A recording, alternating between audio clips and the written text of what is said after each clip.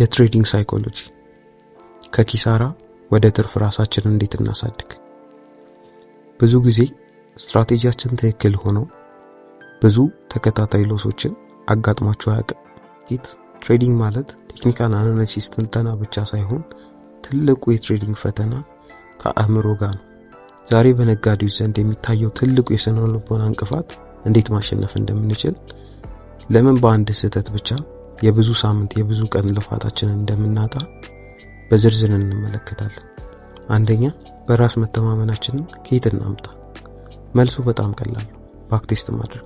ስትራቴጂያችንን ቢያንስ ከ100 በላይ በእያንዳንዱ ትሬዶች ላይ ምን ያህል ዊን ሬት እንዳለው በማወቅ በራስ መተማመናችንን መጨመር እንችላለን። በራስ መተማመን በግምት ሳይሆን ተጨባጭ በሆነ ነገር ላይ የሚመጣ ነገር ስለሆነ። ቀጥሎ ሎዚንግ ስትሪክን ወይንም ሉዝ ያደረግናቸውን ትሬዶች መቀበል። ሽንፈትን እንደ መጥፎ ነገር አትቁጠሩት።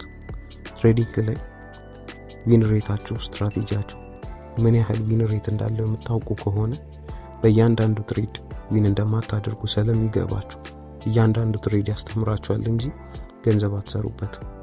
ስለዚህ ሉዝ ማድረግ የትሬዲንግ አንድ አካል ነው። ይህንን አምናችሁ ተቀበሉ።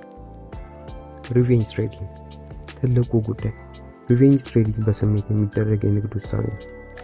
ግልጽ ስትራቴጂ ሲኖራችሁ ከእቅድ ውጭ የሆኑ ነገሮችን በሙሉ ትተዋላችሁ። አንድን ንግድ ለምን ያህል ጊዜ መያዝ እንዳለባችሁ ስትረዱ በስሜት ሳይሆን በእውቀት መመራት ትጀምራላችሁ። በዚህ ሰዓት ፊር ኦፍ ሚሲንግ ትሬድ ወይንም ፎሞም አብሮ ይጠፋላችኋል።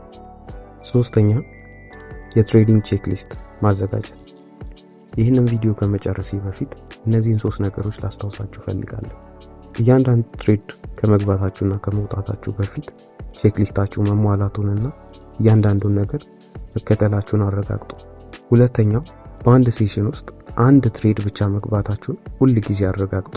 ከቻላችሁ በአንድ ሴሽን ከአንድ ወይንም ከ2 ትሬድ በላይ በፍጹም መግባት የለባችሁ። ሶስተኛውና ዋናው ዲሲፕሊን። ከተደጋጋሚና ካልተጠበቀ የሉሲንግ ስትሪክ የሚጠብቃችሁ ይሄ ነው።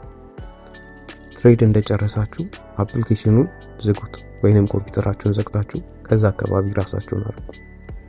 እናም በመጨረሻ የምሰጣችሁ አድቫይስ የትሬዲንግ ፕላን ይሯችሁ።